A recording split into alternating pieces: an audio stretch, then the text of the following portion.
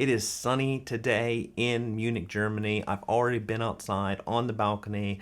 I'm looking forward to going outside again and experiencing the good life, which is an important phrase for us this year, last year, because we have been talking about who's got it, who's well off, who's blessed. It's one of the great questions of humanity, and we're using two people to help us talk this through. One is Jesus, yes, that Jesus, and the other is a guy named Dallas Willard who has a unique interpretation of Jesus's statements about who has the good life, otherwise known as the Beatitudes. And traditionally, the Beatitudes have been thought of as recipes. I've said that before, and Dallas Willard says, hey, no, they aren't recipes.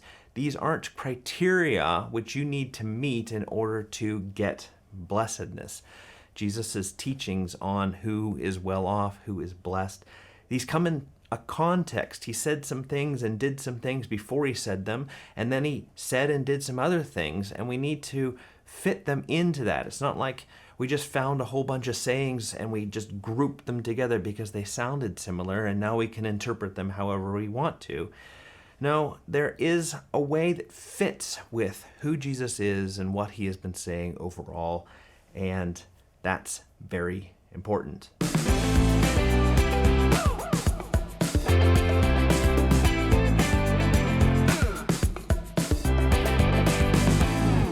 Hey everybody, welcome to the Sanctus Forum. I am Michael Stewart Robb. 3 names, but I'm best known as Mike. And we here are, we do a lot of things in the Sanctus Forum, one of which we talk about Dallas Willard's book, The Divine Conspiracy.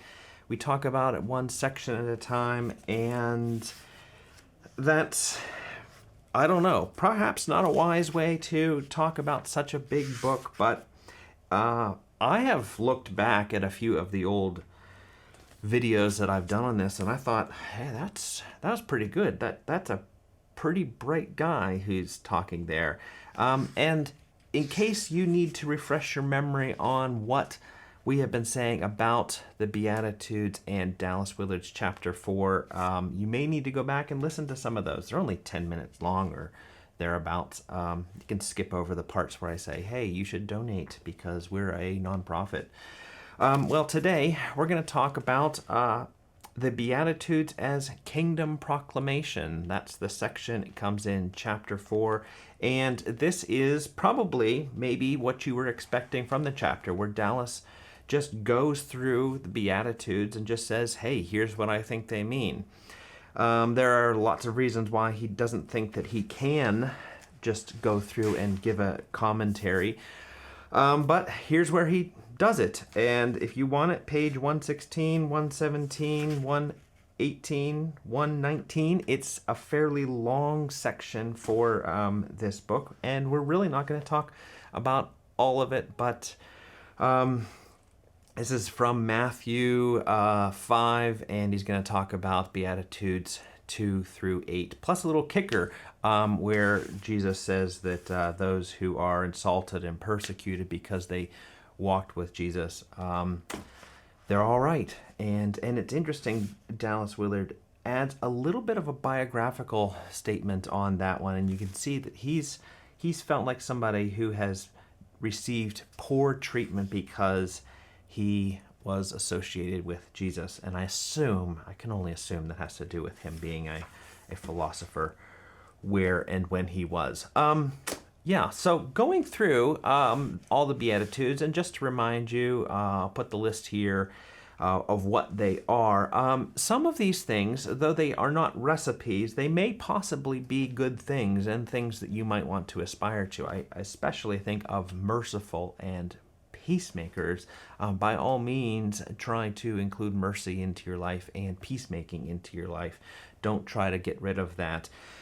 But the point is that there are some things in this world that we look at and we think blessing will not follow from that without God. And that's the very important rider there. So if you are a generally merciful person or a peacemaking person, don't expect blessing to just come into that. We need God to be a part of our lives in order for blessing to come, and that's really the point here. So lots of really interesting things that he's doing in the interpretation, especially with regards to the criteria. Did I just say criteria? I don't mean criteria. The conditions that the cases that Jesus is raising. So one of which is meek, and I really like what Dallas Willard does here. He talks about the meek as shy, the intimidated, the mild, the unassertive. We know there are these people in life. You might be one of those people. You might have a little bit of that in you. And Dallas Willard is pointing out that, hey, you don't need to be bold and assertive in order to find blessing, because God comes and he takes care of people who are meek as well. I really like that one. The one here that I think has the most interpretive variance to it is this pure in heart one. Now, pure in heart, that combination of words, heart plus pure, that's shown up in the Bible many times. Now, actually, Dallas Willard, he's going to interpret this in a very different way, kind of an interesting way, and he's going to say, hey, there's lots of ways to take that Greek and use it, and he's possibly right. Those words could be taken in a bunch of different directions, and just because you probably don't have this book in front of you, I'll tell you, he is going to interpret pure in heart as those who are perfectionists, those who are detail-oriented. They want to get things just right in themselves, in others, in the world. They are scrupulous. They are nitpickers, perhaps. In fact, this is a character type which we have a lot of in Germany. Germans tend to be kind of like this, and what Dallas Willard is saying, that Jesus is saying, is that you might not think that those people are going to get the sort of blessing and have the good life that we would expect by those who are a little easier on themselves or easier on the rest of the world. But in fact, if they trust Jesus, if they have faith, which we have been talking about, then they will, because God is involved and God is going to, well, the blessing is that they will see God. That's one way to go with pure in heart. I think there's a few other possibilities. One is to think of the pure in heart as those who are innocent and naive, perhaps gullible. They're unable to really see the bad in other people. They really don't suspect that other people might have mixed motives. Uncritical. To be pure in heart would be somebody that it would be easy to sell a used car to, right? Because they want to believe that you are on their side, that you're good. Now, I think there's a good possibility that would be better. It fits with the other two Beatitudes that are next to it, the merciful and the peacemakers. So these are people that can potentially be taken advantage of, and often are in this world. People that really want to believe the best in other people. They're pure in heart. They're innocent. That's a good possibility.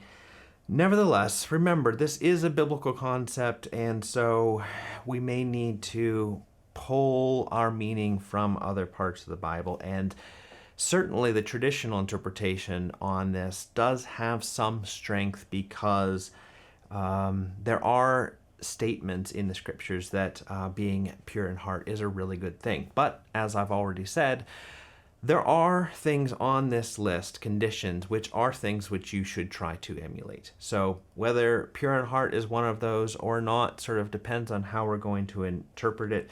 But it doesn't really matter. It doesn't really change the the goodness or correctness of Dallas Willard's interpretation. Well, there are other things that could be said about this. I really like how he does the last one, persecuted for righteousness' sake. He calls it those who are attacked because of their stand for what is right. And if you have ever tried to stand up for something that's right and stand your ground on it and have been attacked for it, you will know it doesn't feel like it is a very blessed place to be.